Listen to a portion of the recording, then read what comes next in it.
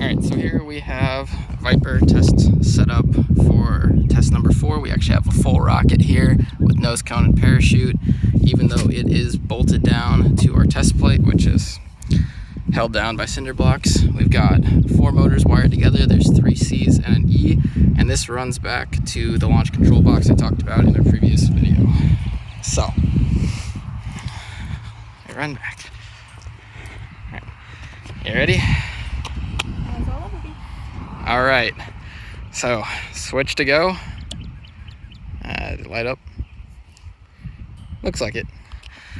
All right, VIPER full thrust test in 3, 2, 1.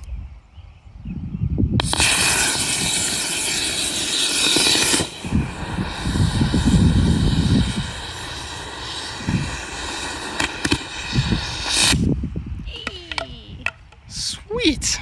Okay, so that was good. The parachute deployed when the E engine went off. It does look like, however, our C engines ejected themselves, so that's a problem we're gonna have to fix.